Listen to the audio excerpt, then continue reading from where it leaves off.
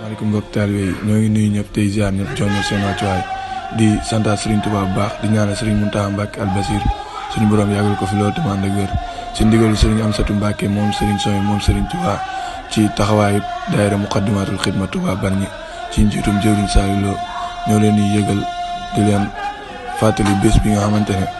mooy bésub xasida bu ñuy amal di dëppook samedi le 25 mai 2024 fii ci Touba Bargny di ci woo ñëpp képp koo xamante ne yaa ngi dégg suñu kàddu rek jàppal ni mooy sab yëgle di ci woo monsieur le maire bi nga xamante ne mooy maire Bargny di ci woo imam yi nga xamante ne tamit ñoo nekk ci dëkk bi di ay kilifa diine ñoo ngi leen ciy woo di ci woo dëkk yi nga xamante ne tamit ñoo ñu wër bu ci mel ni Tëngéej Mbaaw Diamniadio ak yeneen dëkk yi nga xamante ne ci mel ni Sococim ñoo ngi ko ciy yëgal di ko yëgal central ak képp koo xamante ne tamit yaa ngi ci dëkk bi di daan sa doole ñoo ngi lay woo ci bés bi di leen fàtte yi tamit am na it consultation gratuite ci biir bés bi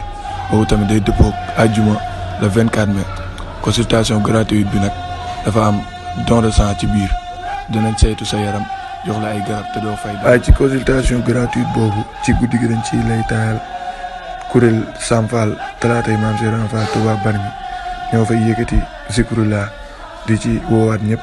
le 25 bi nag mooy jëmmi bés bi xam ne ni dañ fa jàng alxuraan. jàng fa xasida gu ñu yëkkati ak gu ñu biral dafa salaatu ala nabi bu waay man xam ne ni bésub jaamu yàlla la bésub sant yàlla la képp koo xamante ne tamit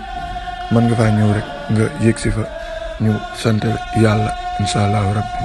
waaye tamit ñoo ngi siy fàttaliku ak a ñaanal ñi nga xamante ni ñoom la ñu bokkaloon liggéey bi di ñaan yàlla yéesal yërmande seen kaw ku ci mel ni Baye Abdou Rasoul Jigal doonoon kenn ci dëkk bi doonoon kenn ci magi taalibe yi ku ràññeeku woon nga xamee ni lépp lu bëri lu jot a jàppandi ci dëkk bi suñu borom ci ab loxaam la ko jaarale ci liggéey Serigne Touba bi ku ci mel ni Baye Ablaye Thioub ñoo ngi ko ciy fàttaliku bu baax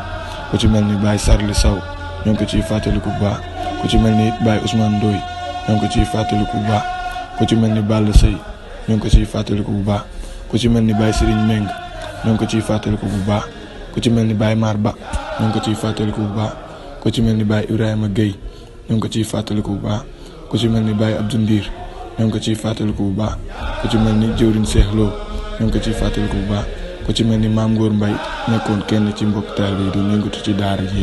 ñoo ngi ko ciy fàttaliku bu baax di leen ñaanal suñu borom defal leen tawféex dolli seeni leer ci barke Borom Tuubaa Xaadimu Rasuul